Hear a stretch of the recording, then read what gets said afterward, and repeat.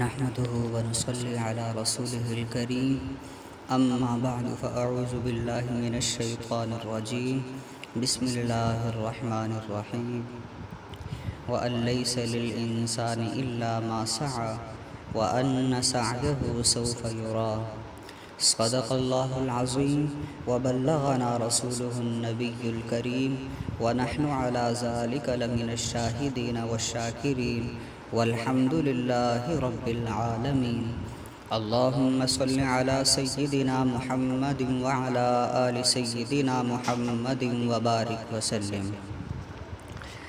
اللہ رب العزت نے اس دنیا کے اندر کسی انسان کو جو بلند مقام اور مرتبہ عطا فرمایا ہے، اس کے پیچھے انسان کی محنت شامل ہوا کرتی ہے۔ اگر کوئی شخص دینی علوم میں مقام اور مرتبے کو پہنچا ہے تو پیچھے اس کی محنت ہے، اور اگر کوئی شخص دنیا کے علوم میں کسی مقام اور مرتبے کو پہنچا ہے تو ہمیں اس کے پیچھے اس کی محنت نظر آتی ہے۔ اگر ہم کسی بزنس مین کی زندگی کے حالات کو پڑھ کر دیکھ لیں تو اس کے پیچھے ہمیں انتھک محنت نظر آتی ہے۔ یہ حقیقت ہے کہ جو بندہ بھی کسی کام میں بھی محنت کرتا ہے، اللہ رب العزت اس کی محنت کو ضائع نہیں فرماتے ہیں، بلکہ اس کو اس کی محنت کا ثمرہ اللہ رب العزت ضرور دیا کرتے ہیں۔ جیسا کہ اللہ رب العزت نے قرآن پاک کے اندر فرمایا وَأَن لَيْسَ لِلْإِنسَانِ إِلَّا مَا سَعَى، کہ انسان کے لیے وہی کچھ ہوتا ہے جس کی وہ کوشش کرتا ہے۔ ہم اپنی زندگی اپنے ہاتھوں سے بناتے ہیں یا اپنے ہاتھوں سے ہم اپنی زندگی کو بگاڑ دیتے ہیں۔ یہ پکی ٹھکی بات ہے کہ محنت کرنا یہ ایک ایسی مٹھاس ہے کہ ہم اپنی زندگی میں جتنا اس کو بڑھاتے چلے جائیں گے اتنا ہم اس کے ثمرات کو اپنی زندگی کے اندر پاتے چلے جائیں گے۔ چنانچہ اگر ہم سائنسدانوں کی زندگی کے حالات کو پڑھ کر دیکھیں تو ہمیں یہ بات واضح طور پر نظر آتی ہے کہ سائنسدانوں کے نام آج تک سائنس کی دنیا میں بڑی اہمیت کے ساتھ لیے جاتے ہیں، ان کے کارناموں کو بڑا سراہا جاتا ہے۔ وجہ اس کے پیچھے ان کی محنت تھی۔ چنانچہ نیوٹن کے بارے میں لکھا ہے کہ نیوٹن نے ایک تحقیقی مضمون لکھا، ایک مسودہ تحقیقی انہوں نے تیار کیا۔ وہ مسودہ لکھ کر وہ بیت الخلاء چلا گیا، پیچھے چراغ جل رہا تھا۔ اس کا کتا جس کا نام اس نے ٹونی رکھا ہوا تھا وہ اس کے کمرے میں اندر آیا۔ اس کتے نے چھلانگ لگائی تو چراغ کاغذوں کے اوپر گر پڑا اور وہ نیوٹن کا سارا مضمون جل کر راکھ ہو گیا۔ جب نیوٹن واپس آیا اور اس نے دیکھا کہ میرا تو سارا مضمون جل کر راکھ بن گیا ہے، تو اس نے صرف اتنا جملہ کہا کہ ٹونی تو نے میرا کام بہت بڑھا دیا ہے۔ اس کے بعد اس نے دوبارہ سے اپنے مضمون کو لکھنا شروع کر دیا ہے۔ اس سے ہمیں نیوٹن کی لگن اور محنت کا پتہ چلتا ہے۔ کسی مضمون کو تحقیقی انداز میں لکھ لینا یہ کوئی آسان کام نہیں ہوتا ہے۔ ایک صفحہ لکھنے کے لیے بھی انسان کو بہت محنت کرنا پڑتی ہے، جبکہ ایک مضمون ایک مکمل کتاب کی صورت میں اس کو لکھنا، اس میں کتنا وقت درکار ہوتا ہے اور کتنی محنت لگتی ہے۔ جو لوگ اس تصنیف و تالیف کے شعبے سے واقف ہیں ان کو پتہ ہے کہ اس میں کتنی محنت درکار ہوتی ہے، لیکن نیوٹن محنت سے نہ گھبرایا اور اس نے دوبارہ محنت کر کے اپنے مضمون کو لکھنا شروع کر دیا۔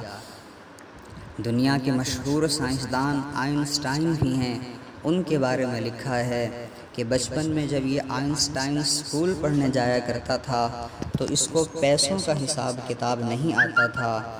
وہ اکثر اوقات کنڈکٹر سے لڑا کرتا تھا کہ تو نے اتنے پیسے لینے تھے اور اتنے پیسے واپس کرنے تھے۔ جب حساب کتاب کیا جاتا تو وہ کنڈکٹر ٹھیک ہوا کرتا تھا۔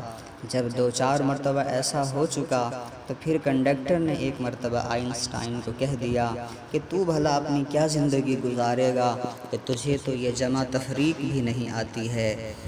وہیں سے اس آئنسٹائن نے اپنے دل کے اندر اس بات کو بٹھا لیا کہ اچھا اب میں یہی حساب کتاب کو پڑھوں گا، اور اس نے میتھمیٹکس پر محنت کرنا شروع کر دی۔ اتنی محنت اس نے اپنے فن میں کی، اتنی محنت کی کہ پھر ایک وقت آیا کہ اس نے تھیوری آف ریلیٹیوٹی کا نظریہ پیش کیا، اور دنیا کی سائنس کے اندر اس نے ایک انقلاب برپا کر دیا۔ بے شک یہ بات سچ ہے کہ جو بندہ محنت کرتا ہے اللہ رب العزت اس کو اس کا ثمرہ عطا کرتے ہیں۔ ابن البیطار یہ ایک مسلم بیالوجسٹ گزرے ہیں۔ ان کی محنت اور مشقت کے بارے میں لکھا ہے کہ انہوں نے نباتات کے مطالعے کے لیے کئی ممالک کا سفر کیا ہے، اور انہوں نے ایک کتاب لکھی ہے جس کا نام الجامع فی الادویہ ہے۔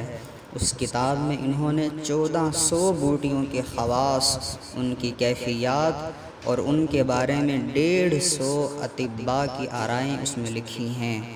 یورپ کے ایک سائنسدان نے لکھا ہے کہ اگر کوئی بندہ محنت اور مطالعے کا شاہکار کسی چیز کو دیکھنا چاہتا ہے تو وہ ابن البیطار کی کتاب الجامع فی الادویہ کو دیکھ لے۔ اسی طرح حکیم رازی کا نام وہ طب کے اندر ایک یادگار کی حیثیت رکھتا ہے۔ انہوں نے بہت اپنے فن کے اندر محنت کی تھی۔ اللہ رب العزت نے ان کے محنت کی برکت سے ان پر تحقیق کے نئے نئے دروازے کھولے ہیں۔ انہوں نے چیچک اور خسرے پر ایک بے مثال کتاب لکھی ہے۔ یورپ نے انگریزی اور لاطینی میں اس کتاب کا ترجمہ کر کے اس کتاب سے بہت فائدہ اٹھایا ہے، اور انہوں نے 20 جلدوں پر الحاوی نامی کتاب بھی لکھی ہے، جس کی متعدد جلدیں یورپی کتب خانوں کے اندر اب بھی موجود ہیں، اور پیرس یونیورسٹی میں بطور یادگار ان کی تصویر آج بھی موجود ہے۔ اسی طرح یعقوب الکندی کا نام وہ بھی سائنس کے اندر بہت شہرت رکھتا ہے۔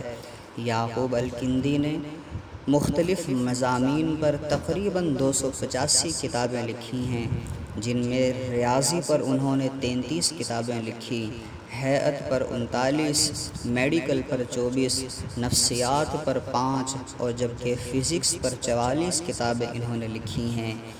تو ان سے ہمیں الکندی کے محنت کا پتہ چلتا ہے کہ انہوں نے محنت کی ہے، ہماری طرح آرام پسندی کے ساتھ اپنی زندگی کو نہ گزارا۔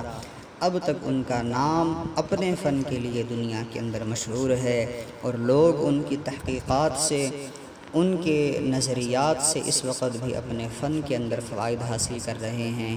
اسی طرح اگر ہم دینی علوم کے بارے میں بھی اگر مطالعہ کریں، علماء اور مشائخ کی زندگیوں کا اگر ہم مطالعہ کریں، تو ہمیں یہ بات واضح طور پر نظر آئے گی کہ علم کو حاصل کرنے کے لیے علماء نے کتنی محنتیں کی تھیں، دن رات علم کے لیے محنت کی، تب جا کر اللہ رب العزت نے ان کو مقام اور مرتبہ دیا ہے۔ عربی کا ایک مقولہ ہے، من طلب فقد وجد، کہ جس بندے نے طلب کیا تو بے شک اس نے پا لیا ہے۔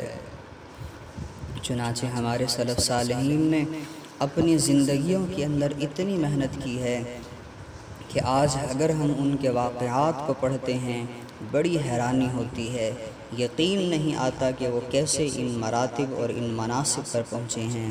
امام شافعی رحمہ اللہ کے بارے میں لکھا ہے کہ وہ 13 سال کی عمر میں امام شافعی بن چکے تھے۔ اب بھلا 13 سال کی عمر ہی کیا ہوتی ہے؟ 13 سال کی عمر میں قرآن اور حدیث کے علوم کو حاصل کر لینا اور درس قرآن دینا شروع کر دینا، اس سے ہمیں ان کی محنت کا پتہ چلتا ہے۔ کم عمری میں ہی انہوں نے اتنی محنت کی تھی، اللہ رب العزت نے علم کا سمندر ان کو بنا دیا ہے۔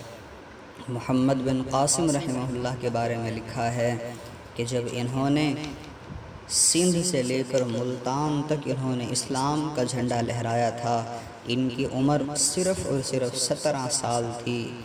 راجہ داہر کے مقابلے میں یہ آئے تھے۔ راجہ داہر کے ڈاکوؤں نے قافلے کو لوٹ لیا تھا۔ اس وقت ایک لڑکی نے کہا تھا، مجھے بچاؤ، مجھے بچاؤ۔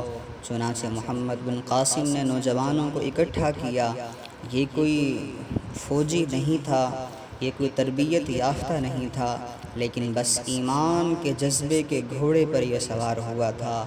چلا تھا اور اس نے راجہ داہر کے لشکر کو شکست دی تھی، اور اس کے بعد سندھ سے لے کر ملتان تک انہوں نے اسلام کو پھیلا دیا تھا۔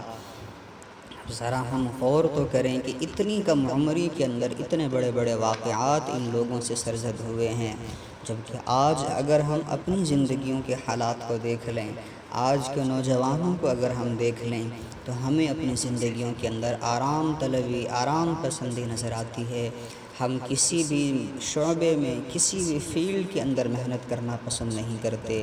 نتیجہ پھر یہی ہوتا ہے کہ ساری عمر بس کلرکی کے دھکے کھا رہے ہوتے ہیں، لیکن کسی مقام اور مرتبے کو نہیں پا سکتے ہیں۔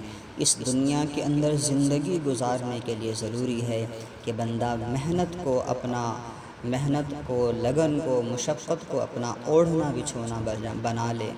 جس شعبے کو بھی بندہ اختیار کرے، اس کے اندر کمال کو حاصل کرے، خوب محنت کے ساتھ اس میں لگا رہے، پھر دیکھیں اللہ رب العزت کیسے مقام اور مرتبہ عطا کرتے ہیں۔ اللہ رب العزت ہمیں بھی اس دنیا کے اندر محنت کرنے کی توفیق عطا فرما دے، دین کے لیے ہم اپنی محنت کو کرنے والے بن جائیں۔ اللہ رب العزت ہمیں دین کے معاملے میں بھی محنت اور کوشش کرنے کی توفیق عطا فرمائے۔ وآخر دعوانا ان الحمد للہ رب العالمین۔